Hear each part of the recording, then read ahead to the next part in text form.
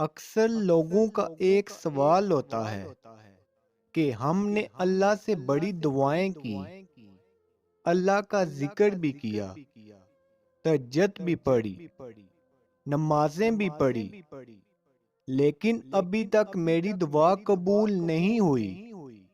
تو سنو، اللہ نے تمہارے لیے بہت کچھ سنبھال رکھا ہے، اور آپ کو وہ سب کچھ حاصل کرنے کے لیے اس پر بھروسہ رکھنا ہوگا۔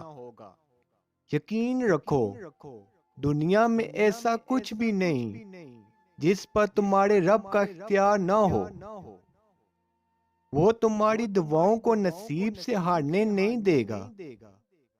قرآن میں خود اللہ فرماتا ہے، اور جو لوگ خوف اور امید کے ساتھ اللہ کو پکارتے ہیں وہی لوگ اللہ کے محسن ہیں، اور بے شک اللہ کی رحمت محسنوں کے قریب ہے۔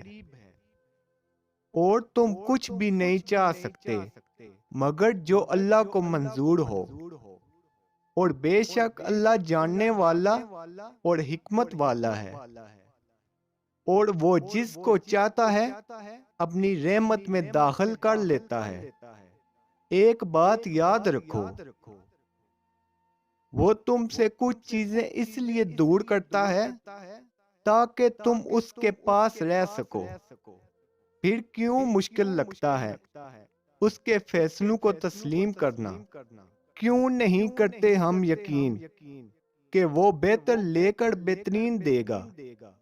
ایک بات یاد رکھو، اللہ نے تمہیں پیدا کر کے چھوڑ نہیں دیا، بلکہ تمہاری رہنمائی، حفاظت اور حاضر روائی کا ذمہ بھی خود ہی لیا ہے۔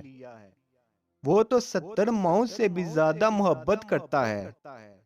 اگر اس نے آزمائش میں ڈالا ہوا ہے تو کچھ سوچا ہوگا۔ اللہ تمہارے معاملات وہاں سے حل کر دے گا جہاں سے تم نے کبھی تصور بھی نہیں کیا ہوگا۔ زندگی بس امتحان ہے، ایسا امتحان جہاں خوشیاں بھی ہیں اور غم بھی، جہاں یقین بھی ہے اور خوف بھی تمہیں لگتا ہے کچھ ٹھیک نہیں ہو رہا، مگر تم نہیں جانتے کہ جو ہو رہا ہے وہی بہتر ہے۔ تم اور میں غلطی کر سکتے ہیں، مگر جو تمہیں یہاں لایا ہے وہ تمہاری غلطیوں سے پاک ہے۔ اگر اس نے تم سے کچھ لیا ہے تو بہت کچھ اچھا بھی دیا ہے جس کے تم قابل نہیں تھے۔ وہ تمہیں اس مشکل گھڑی میں جہاں تمہیں سب کچھ ناممکن نظر آتا ہے لاتا ہے، اس لیے کہ تاکہ تم جان سکو کہ سب کچھ نصیب یا وقت نہیں ہوتا، کچھ چیزیں بس دعا کے محتاج ہوتی ہیں۔ قرآن خود کہتا ہے کہ اللہ کا وعدہ تو پورا ہو کے ہی رہتا ہے۔ یہ ایک نصیحت ہے۔ اب جس کا جی چاہے اپنے رب کی طرف جاننے کا راستہ اختیار کر لے۔ صبر کرنے والوں کو اللہ بہت خاص رکھتا ہے۔ بس تم صبر کر لو، یہ سوچ کر کہ جو ہو رہا ہے اسی میں اللہ کی مصلحت اور تمہاری بہتری ہے۔ تمہارے صبر کے بدلے اللہ تمہیں تمہاری چاہت سے بڑھ کر عطا کر دے گا۔ جانتے ہو، جب اللہ تمہاری ناممکن دعاؤں کو قبول کرنے والا ہوگا تو تمہیں یہ حیران کن نشانیاں ضرور ظاہر ہوں گی جو تمہاری دعاؤں کے راستے کی ہر رکاوٹ کو دور کر دیں گی۔ جب تمہاری خواہشات تمہیں نیکیوں کی طرف راغب کرنے لگے اور تم اللہ کے خوف سے آنسو بہانے لگو تو سمجھ لو کہ تم ہی وہ خوش نصیب ہو جس سے اللہ راضی ہو چکا ہے۔